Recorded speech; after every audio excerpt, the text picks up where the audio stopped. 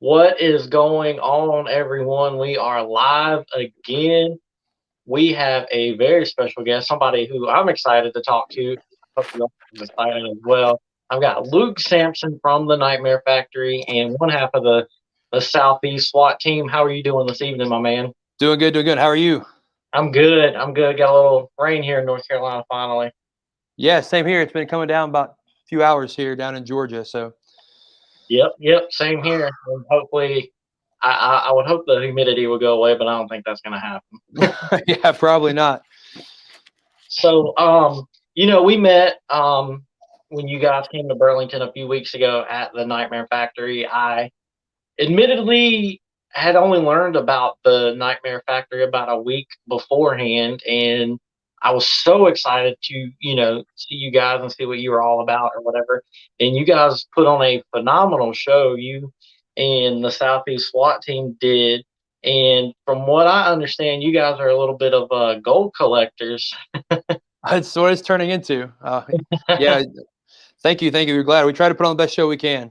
Try to make everybody leave happy. Yeah, we just this past weekend became the tag team champions of Georgia Premier Wrestling here in Jasper, Georgia. Yeah, I was going to bring up the GPW, and also you guys are the tag team champions of what is it, the Devotion? Yes, Devotion Championship Wrestling out in Utah, based out of Salt Lake City. Awesome, and I guess that's kind of a good point to get the ball rolling. When you guys won that first championship, what was that like?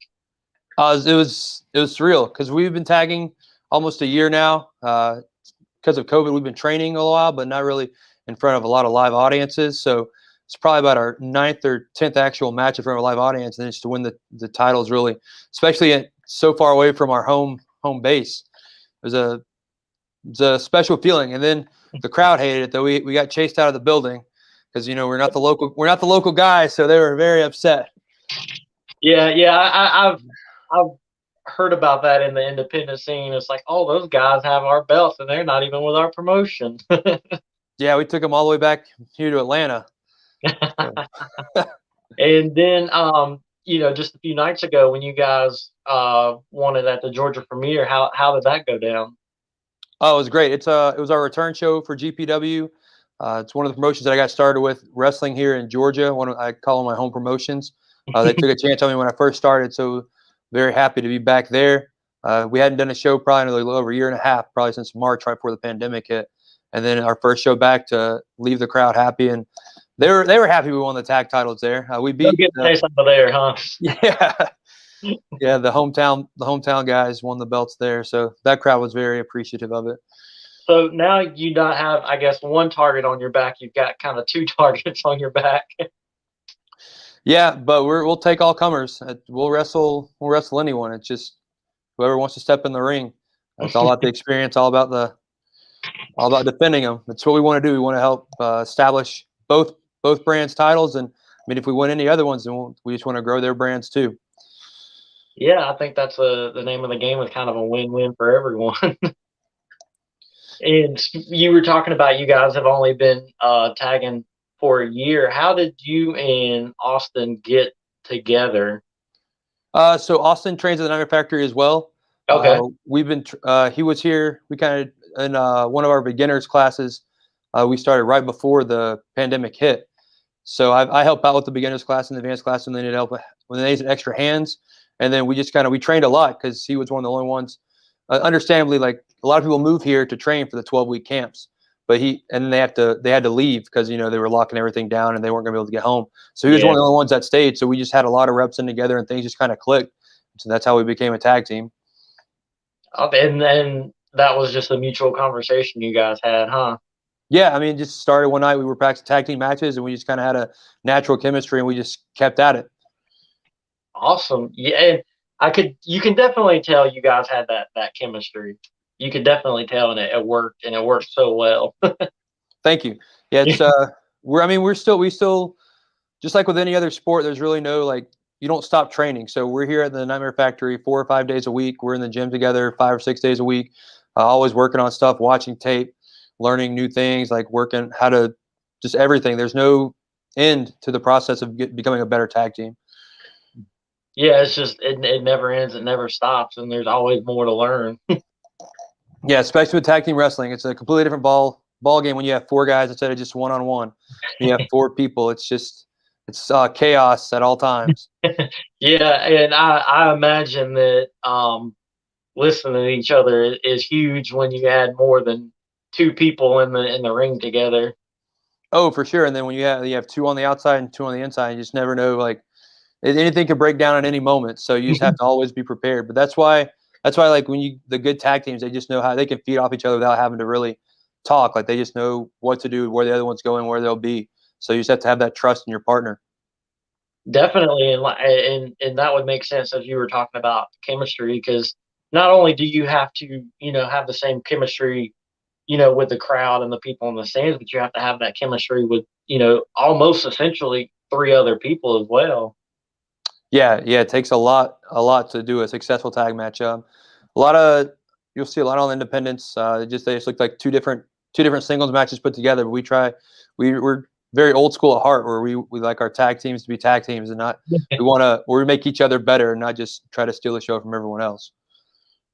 Definitely, definitely, because you guys were when you guys came out, you guys were all over the place just from the start. Yeah, they jumped us. I guess they didn't like our posing too much, so they tried to get us. Just we take it where we go. So if it happens to spill out in the audience, then we'll go out in the audience. So And I imagine that's what 90% of the fans want anyway. They want you 3 feet from them, just beating the crap out of each oh other. yeah, they love it. Just hitting hard, throwing into chairs, throwing into walls, and then back into the ring, and then so it keeps the energy high for sure. Yeah, definitely. And this past week, you were in Jacksonville, if I'm not mistaken, for some TV time. I actually did. Yeah, I went and watched. I wasn't there in a restaurant. I was there as actual in attendance. I wanted to watch the homecoming just because I'd been down there a few times. Um, Behind the scenes too, I helped Cody. I was in there for his weigh-in when he wrestled a go-go, and then so I wanted to go back just because it's kind of like the last piece of the time they spent in Jacksonville. So I really wanted to be there to experience that. That's awesome, and I think that was such a huge episode too. I know that was one that was very highly anticipated. What was it like to be there, like in person, and just feel that energy? Oh, it was wild. Energy was off the charts from the moment the first match happened, all the way to the end, where Black just took Cody's head off with that kick.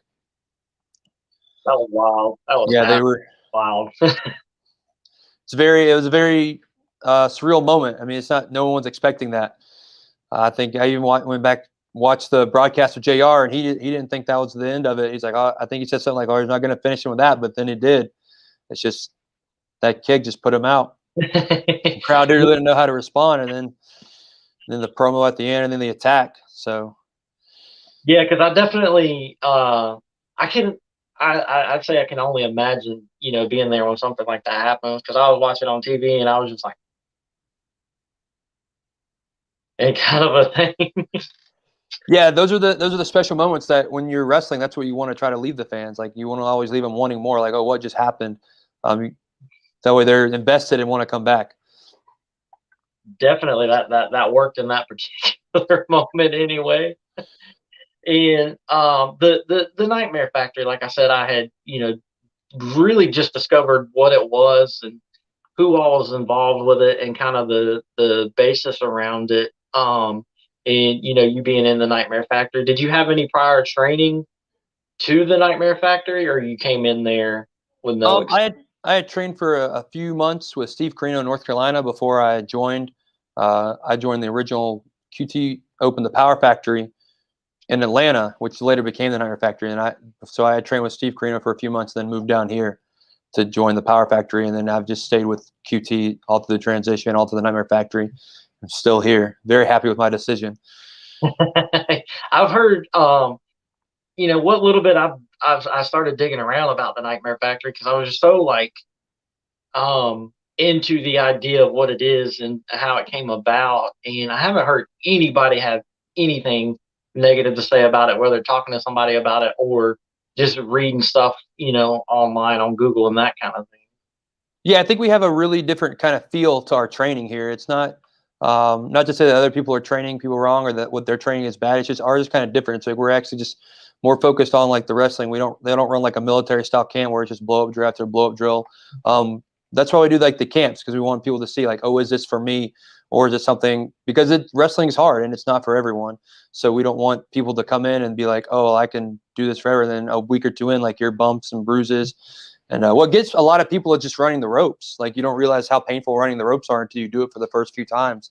And then I still, if I don't run the ropes for a few days, when I start doing it again, like I'll get bruises right in my back where you hit them. So it's definitely not for everyone, but we want people to be able to make that decision for themselves. We don't want to tell someone right in the gate, like, oh, you can't do this, because you never know who. Like DDP, like, I mean, people didn't think John Cena would turn into John Cena when he did.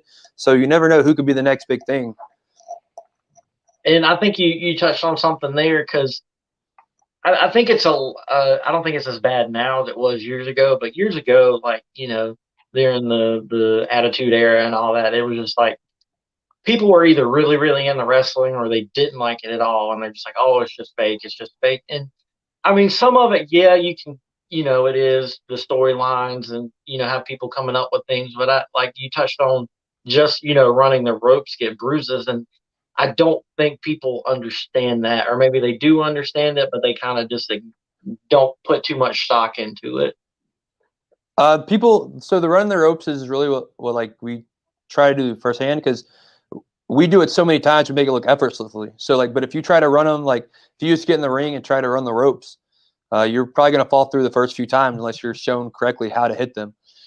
So it really takes people back. Yeah, we don't like, even though like it might be predetermined or like the finishes are scripted or things like that, like everything else is pretty real. It's still a combat sport at the end of the day. And there are bumps, bruises, like broken. I've had my nose broken, dislocated, my ankle, like things like that, like happen. So.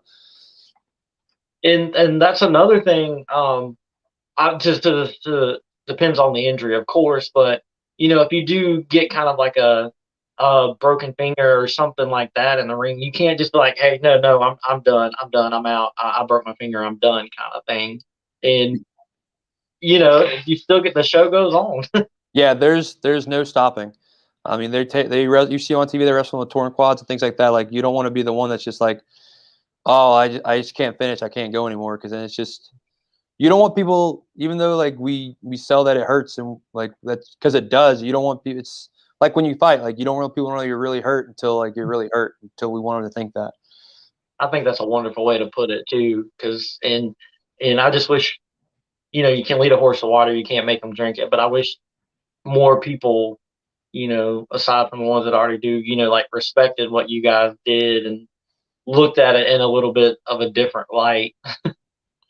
Yeah, I think that's a big difference between the American and the Japanese audiences. When I talk to wrestlers that have been on both, because I've been told, like, because in Japan, I think they have to take a combat sport like jujitsu or some kind of martial art in school, so they understand what it feels like to be knocked down or thrown around, suplex, things like that. So they're able to identify more with like the pain that they have to go through in wrestling. So that's why they respect it a little more, as opposed to the United States, who none of their fault of their own, just aren't. They don't know what it feels like to get dropped on your head or suplex on your back or things like that. I mean, everyone knows how it feels to get punched in the face.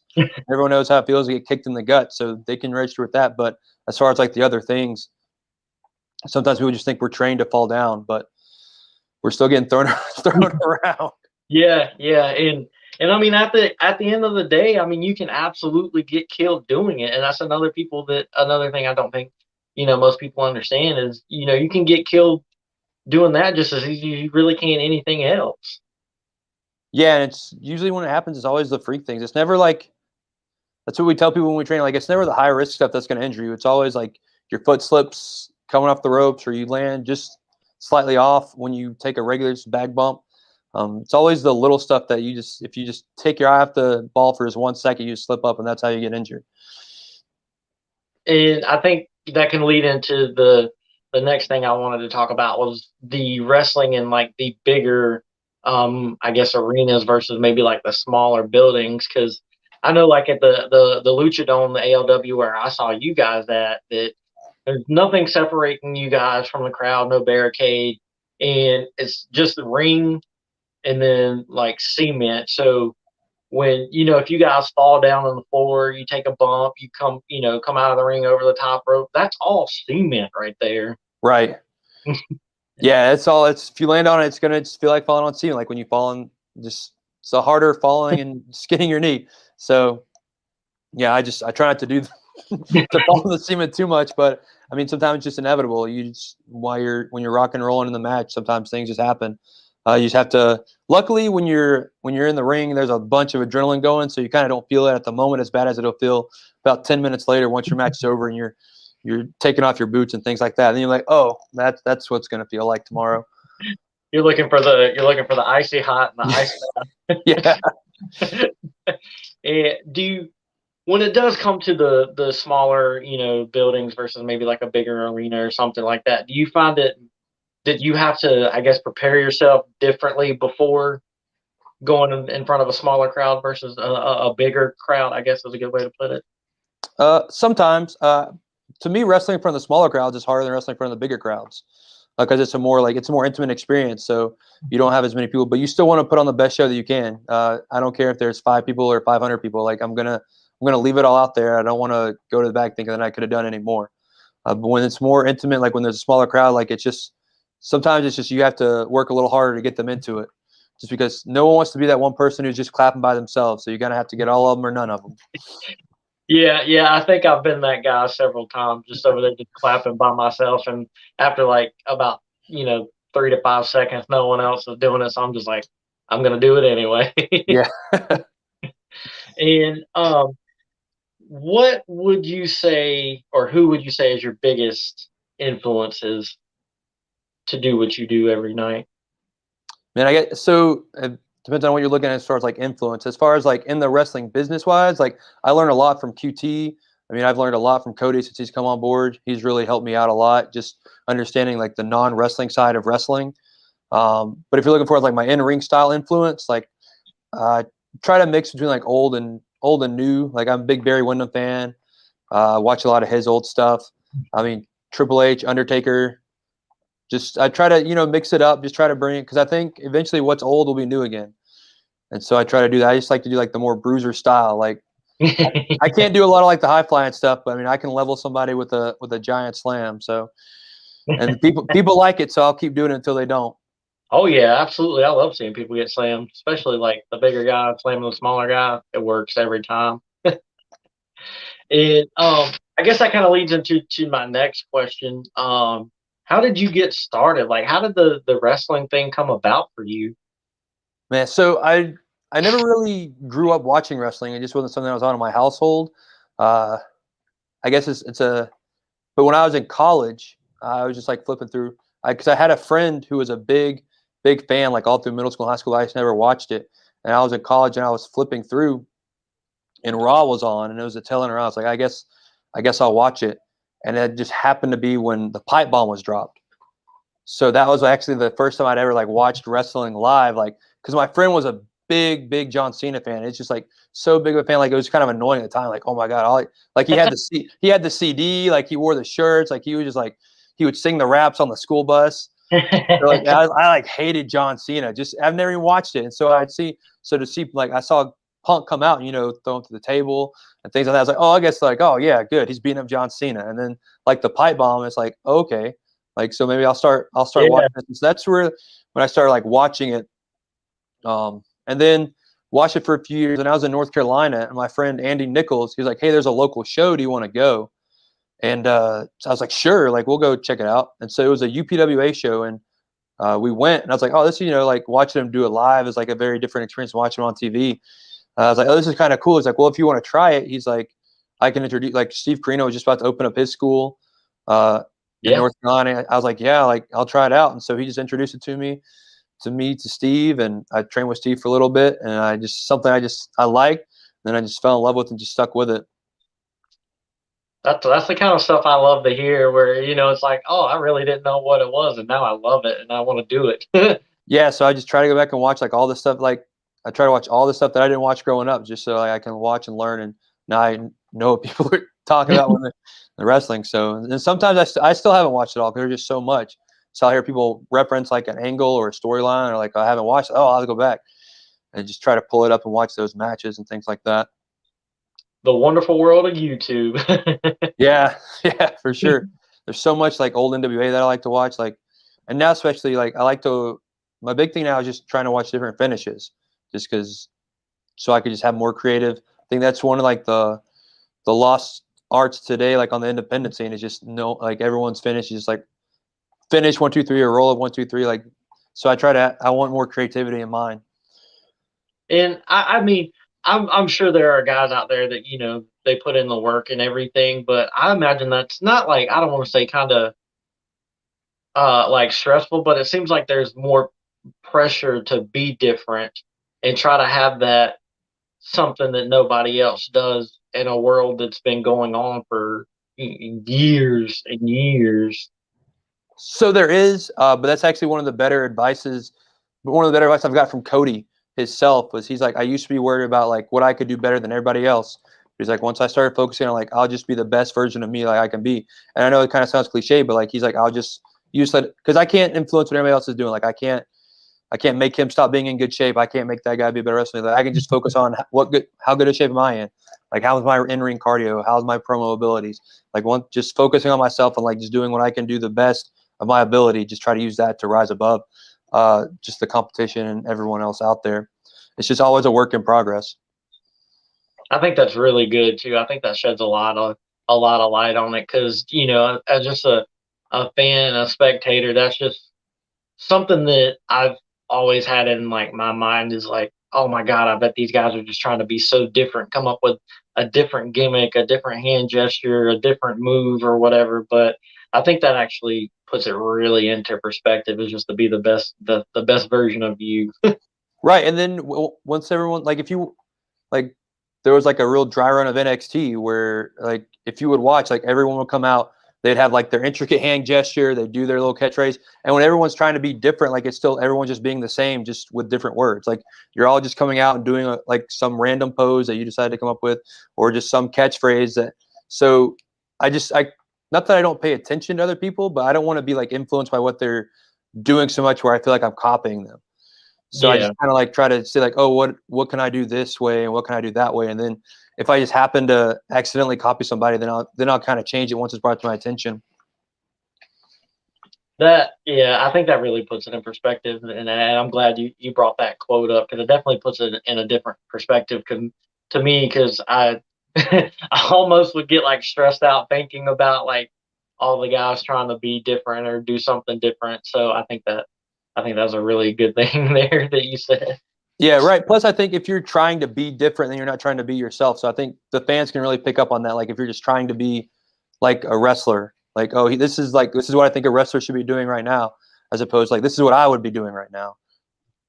Yeah, that I think you hit the nail on the head there, and that really kind of changes my viewpoint on things. I definitely, you know, that was definitely good to bring up for sure.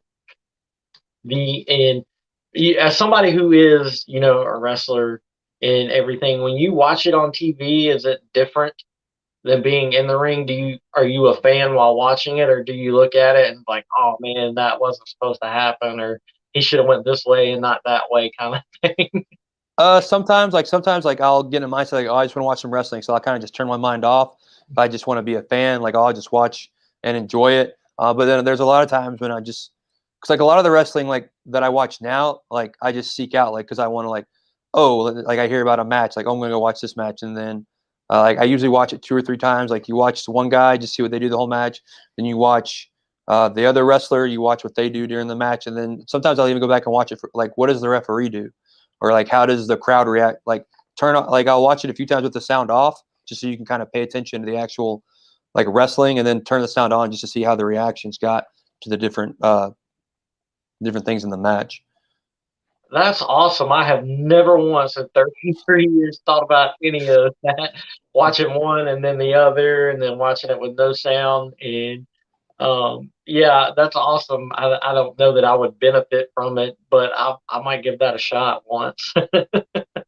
Yeah, Especially, really. You try, then you pick up on things you normally wouldn't see, because if you're, it's like if you're watching one person in the match, like you're focusing on them and not what they want you to see, as opposed, so you can tell like it helps you learn like positioning and ring awareness and things like that. That's oh my God. It's just like the little things. I would have never thought of that. And I think this is might be a good question to kind of wrap things up with. If you could give advice, like just one piece of advice to somebody that's like, I think I kind of want to try getting into wrestling, but I'm not sure, somebody that might be on the fence about it, what would you say to them? If you're, I would probably say if you're just on the fence and you probably just want to stay off. Like this isn't something you can just halfway do. Like if you're gonna do, you have to fully commit. Like it takes a lot. Uh, Gym time, in ring time, tape study. Like it has to, like just with any other professional sport, if you want it to be your life, then it has to be your life.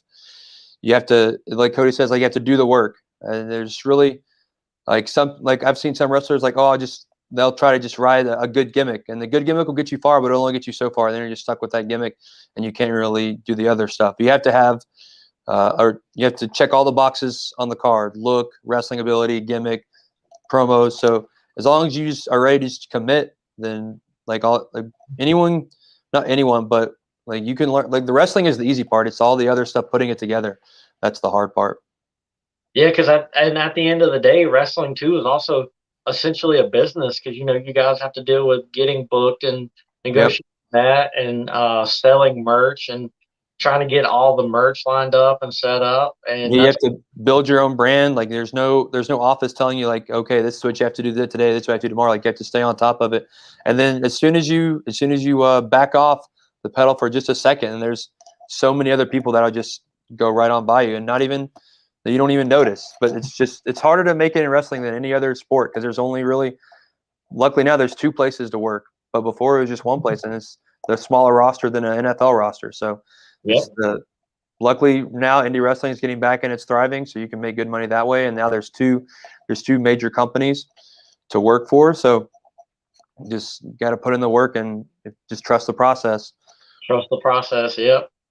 What do you have coming up? Where can everybody look for you at coming up? Oh, let's see, this weekend I will be at New South in Alabama, and then I'll actually be returning to the Lucha Dome in 2 weeks. They'll have for an American Lucha show there. Then the Nightmare Factory Live will be back at the Lucha Dome on September 18th. Then GPW on 9/11. So plenty of dates coming up where you can see the Southeast SWAT team defend multiple titles in action. Defend multiple titles, and those titles are under SWAT protection. That's right, SWAT protection, defended all over the South. Well, that's gonna do it, man. I really appreciate you taking the time to talk with me, and I definitely had a bunch of eye-opening stuff here, and I hope people got a lot from it and could take away a lot from it. And I really hope that you shed a lot of light on what you guys do, and can get just have people look at it in a different light. Yeah, thank you for having me. I was really excited to come on. I had a good time. Maybe we'll do a live one at the Lucha Dome one day. I mean, all you have to do is ask, and I'm but yeah, that's gonna do it, man. Like I said, I really appreciate you taking the time, and I know you guys are gonna be extremely victorious over the next few weeks, and you guys are gonna have those titles for a long time. That's what we're planning on. We're hoping so.